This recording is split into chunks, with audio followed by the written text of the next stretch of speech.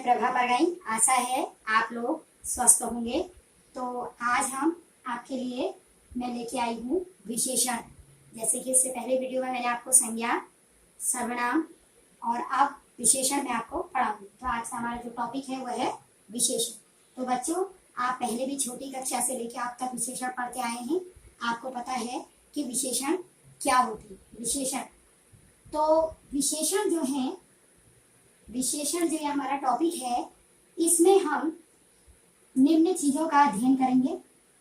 अर्थ और परिभाषा। सबसे पहले हम जानेंगे विशेषण का क्या अर्थ होता है और क्या उसकी परिभाषा होती है। दूसरा हम जानेंगे विशेष्य। विशेषण में एक शब्द आता है विशेष्य, ये भी मैं आपको अभी बताऊंगी। उसके बाद अगला टॉपिक हमारा आएगा प्रविशेषण, यानी कि विशेषण में ही प्रविशेषण आता है। उसके बाद अगला है विशेषण के प्रकार। फिर हम जानेंगे विशेषण के कितने प्रकार होते हैं। उसके बाद हम विशेषण की अवस्थाएं, क्या क्या विशेषण की अवस्थाएं होती। तो शुरू करते हैं विशेषण की परिभाषा। सबसे पहले जो हमारा टॉपिक आएगा वो आएगा विशेषण की परिभाषा।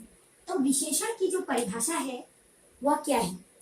वह शब्द जो संज्ञा या सर्वनाम की विशेषता बताता है उसे विशेषण कहते हैं। जो शब्द संज्ञा आपने पढ़ी है और सर्वनाम भी आपने पढ़े हैं।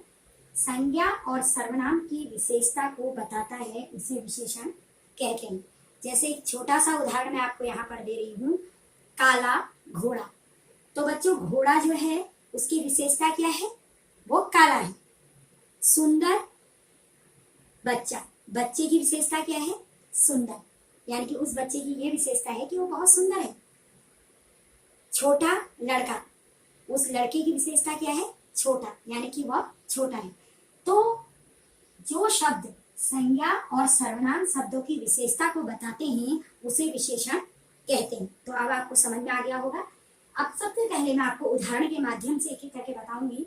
जैसे पहला मैंने लिखा है वैष्णवी बहुत सुंदर है। ध्यान से देखिए, वैष्णवी बहुत सुंदर है। यहीं पर आपको पता चल जाएगा कि क्या इसमें विशेषण है, क्या इसमें विशेष्य है और क्या इसमें प्रविशेषण है। तो सबसे पहले हम वैष्णवी पर चलते हैं। वैष्णवी क्या है बच्चों? ये वैष्णवी शब्द है संज्ञा। आपको पता है वैष्णवी शब्द क्या है बच्चों? संज्ञा, क्योंकि यह क्या है? किसी का नाम है। समझ में आ गया? ये वैष्णवी है संज्ञा। आपको मैंने बताया कि नाम जो भी होते हैं वह संज्ञा होती है। अब इसमें एक शब्द है बच्चों सुंदर। ये शब्द सब बच्चे देख रहे हैं, सुंदर। तो ये सुंदर शब्द है, ये किसकी विशेषता बता रहा है? वैष्णवी की, यानी कि वैष्णवी सुंदर है। ये सुंदर शब्द वैष्णवी की विशेषता को बता रहा है। तो ये क्या हो गया बच्चों? ये हो गया विशेषण। ये आपका विशेषण है, यानी कि ये इसकी विशेषता को, यानी कि वैष्णवी की विशेषता को ये बता रहा है। तो सुंदर अपने आप में क्या हो गया? इस शब्द में विशेषण हो गया। तो आपको ये समझ में आया कि वैष्णवी बहुत सुंदर है। तो इसका मतलब इसमें वैष्णवी संज्ञा है और सुंदर शब्द वैष्णवी की विशेषता को बता रहा है। तो ये क्या हो गया? विशेषण। इसी तरह दूसरा उदाहरण देखिए, आज बहुत अधिक गर्मी है। देखिए, आज बहुत अधिक गर्मी है। अब यहाँ पर बच्चों गर्मी क्या है? गर्मी मौसम का नाम है। ये गर्मी क्या है? मौसम का नाम दिया है। तो ये क्या होगी? संज्ञा होगी। अब इस गर्मी की विशेषता को कौन बता रहा है बच्चों? अधिक। अधिक यहाँ पर क्या हो गया? विशेषण है, यानी कि आज बहुत अधिक गर्मी है। उस गर्मी की विशेषता यह है कि आज अधिक गर्मी है। अगर हम कहते हैं कि आज बहुत कम गर्मी है तो उस गर्मी की विशेषता को कम बताता है, लेकिन इसमें है आज बहुत अधिक गर्मी है, यानी कि ये गर्मी, इस गर्मी शब्द की विशेषता को अधिक बता रहा है। तो ये विशेषण हो गया और गर्मी आपका एक मौसम का नाम है, तो यह संज्ञा हो गया। मेरे ख्याल से अब आपको समझ में आ गया होगा। अब अगला ये मैंने आपको बता दिया। अब बच्चों, ये जो विशेष्य है, दूसरा मैंने यहाँ पर विशेष्य लिखा है।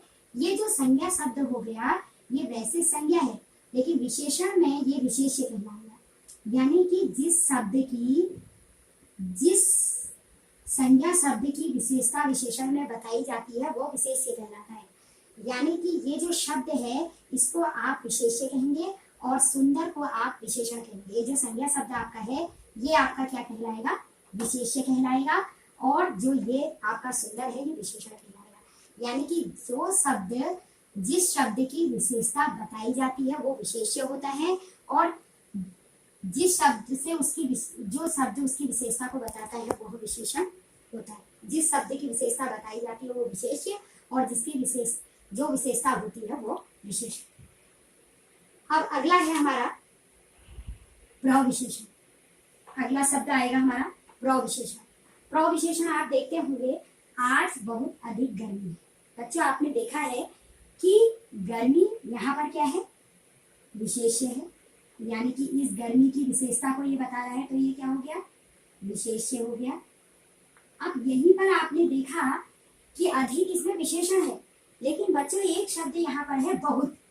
ये बहुत शब्द आप देख रहे हैं, इस अधिक की भी विशेषता को कौन बता रहा है, बहुत बता रहा है। यानी कि ये अधिक तो विशेषण है, लेकिन इसकी भी विशेषता यह है कि ये बहुत अधिक है, आज बहुत अधिक गर्मी है, यानी कि इस अधिक की भी विशेषता को बहुत बता रहा है। तो इसका मतलब ये क्या हो गया, प्रविशेषण। प्रविशेषण ये हो गया आपका प्रविशेषण। तो आपको क्लियर हो गया। इसमें मैंने आपको 3 चीजें क्लियर कराई, अर्थ और परिभाषा। जो शब्द संज्ञा सर्वनाम की विशेषता बताते हैं उन्हें सर्वनाम कहते हैं, विशेषण कहते हैं। और अगला है आपका विशेष्य। विशेष्य में क्या है, मैंने आपको बताया कि जो जिस शब्द की विशेषता बताई जाती है उसे विशेष्य कहते हैं, और जो उसकी विशेषता जो शब्द उसकी विशेषता बताता है उसे विशेषण। अब अगला आया आपका प्रविशेषण। अगर मैंने ये शब्द कहा कि आज बहुत अधिक गर्मी है, तो इस शब्द में अधिक की भी विशेषता को कौन बता रहा है कि बहुत।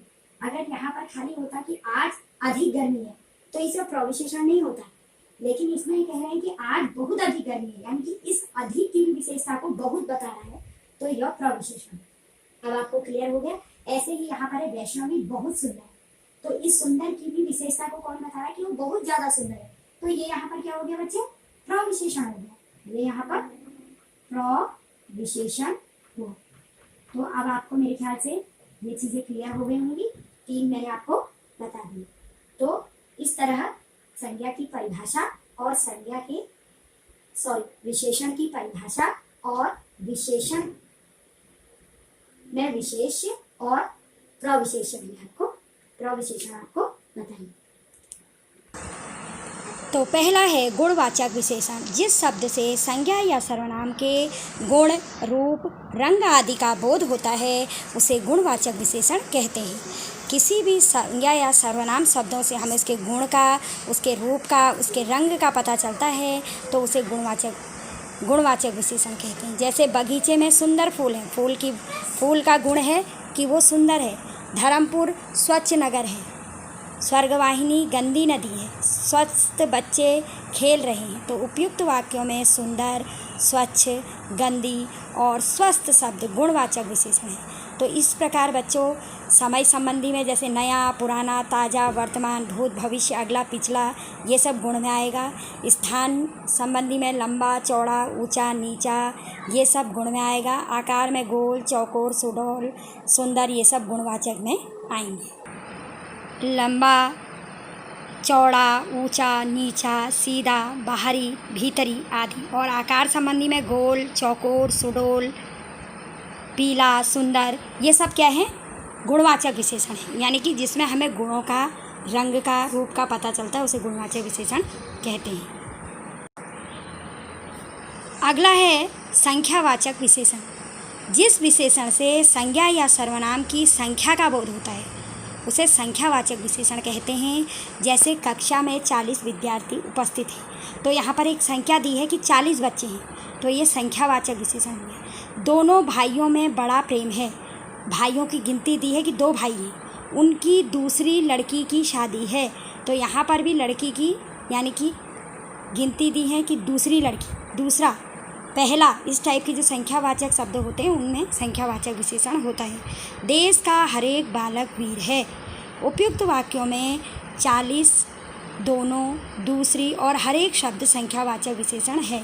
अब संख्यावाचक विशेषण भी बच्चों दो प्रकार के होते हैं, निश्चित संख्यावाचक और अनिश्चित संख्यावाचक। निश्चित संख्यावाचक शब्द, निश्चित संख्यावाचक में निश्चित संख्या दी जाती है और अनिश्चित में कोई भी संख्या नहीं दी जाती है, यानी कि संख्या निश्चित नहीं होती। निश्चित संख्यावाचक विशेषण, निश्चित संख्यावाचक के भी 6 भेद होते हैं, जैसे पूर्णांक बोधक, अपूर्णांक बोधक, क्रमवाचक, आवर्तीवाचक, समूहवाचक और प्रत्येक बोधक। जैसे पूर्णांक में जैसे 1, 10, 100, 1000, लाख आएंगे। अपूर्णांक में पौना, सवा, डेढ़, ढाई। क्रमवाचक में दूसरा, चौथा, 11वां, 5वां। आवर्तीवाचक में दुगुना, तिगुना।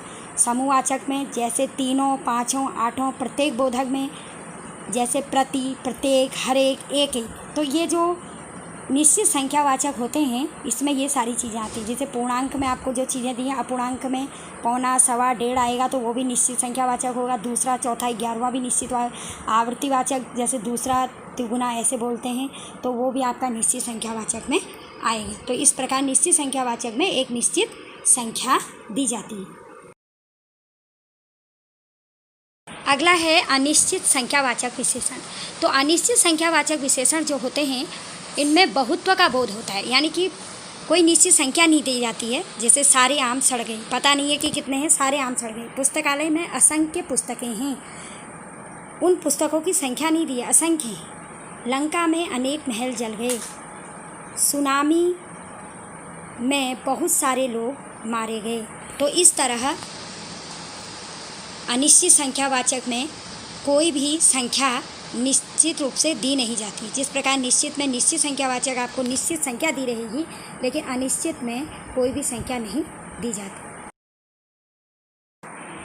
अगला है परिमाण बोधक विशेषण, परिमाणवाचक। जिस विशेषण से किसी वस्तु की नाप तोल का पता चलता है उसे परिमाण बोधक विशेषण कहते हैं। यानी कि निश्चित नाप तोल का पता चलता है।